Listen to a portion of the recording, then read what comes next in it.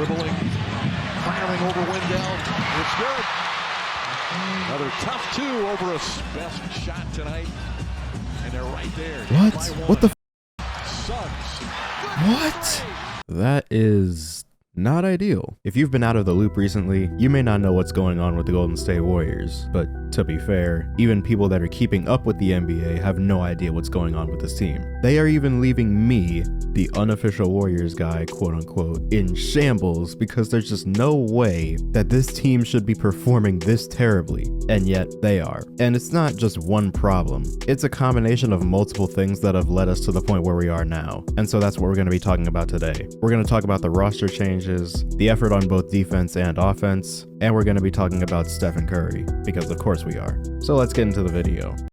So real quick before we begin, I know a lot of you guys watching this are not subscribed, so if you do fall into that category, please feel free to subscribe. It only takes a second and it really helps out a lot, and also be sure to leave a like. That also only takes a second and also helps out a lot. So I want to get one thing straight. I may have had some moments where I just flat out said, oh, this team is bad, this roster's not good, things like that. Those were in the moment, and I no longer think that this is a true representation of what this team actually is, because I went and rewatched some of the opening night vlog, and then after rewatched some of the actual game, and it's almost like I'm watching a different team. Everything about that game was completely normal Warriors basketball. The Warriors looked great that night, apart from some runs that they had given up towards the end of the game, but fast forward to where they are now, and it's almost unbelievable that this is now the situation that they're in. And keep in mind that this is a team that a lot of people thought would repeat coming into the season. Let's just say that a lot of those people have now changed their minds, and for good reason. But to understand why this has happened all of a sudden, we need to examine every problem that is currently plaguing this team. Let's start with the defense, because that is first and foremost. But this is a multi-level issue. I sort of explained this on a recent live stream I did just after the game against the Orlando Magic.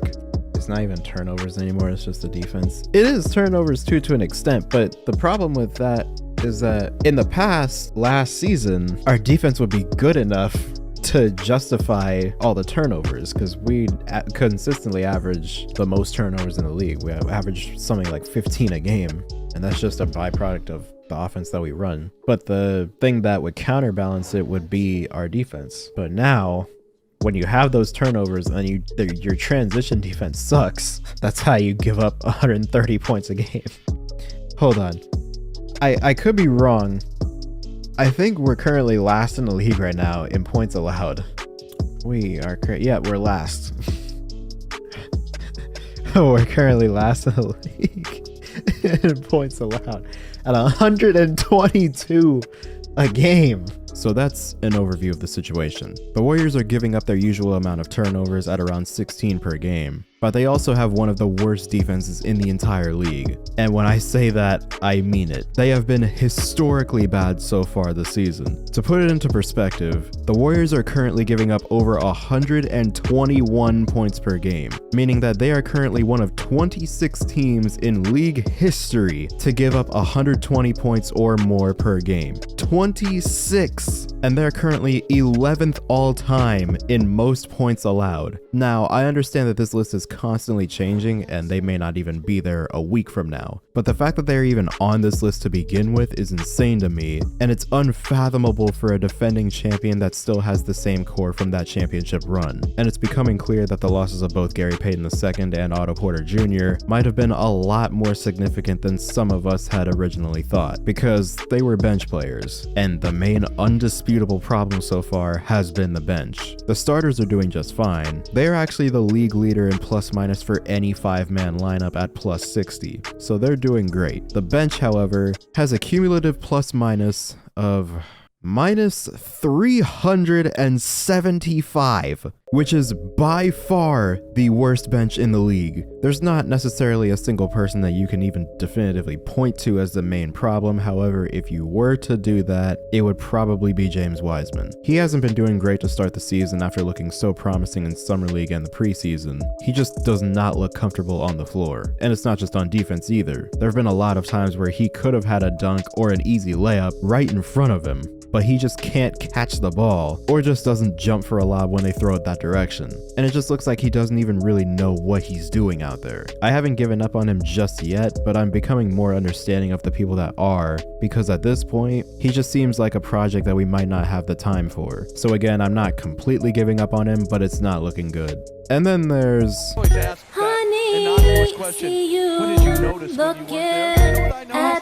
Then you have Jordan Poole, who hasn't been great to start the season apart from a couple games where he just happened to heat up for a quarter or two. He's currently averaging just over 16 points a game, barely over 40% from the field, barely over 30% from 3, and he's been turning the ball over a lot, especially the last few games. And not on bad passes or anything like that. He literally has just forgotten how to dribble. And some people might say, oh, it's just because the NBA is cracking down on carrying right now. But some of these carries are so egregious that they would be getting called either way, which is insane given how little officials actually care about calling it in 2022. Like this would be getting called regardless, even if they weren't making it an emphasis right now. It's just been really bad, especially considering the fact that he just signed a contract extension worth $128 million. However, I do still have faith in him turning it around because we all know who he is, and he still has had his moments being the player that we expected after he signed that extension. So I'm not too worried about him, but it hasn't been ideal. And then you have... shooters that get into the hands of Steph Curry. Klay Thompson, a long three for the tie. Was left of the mark, no good.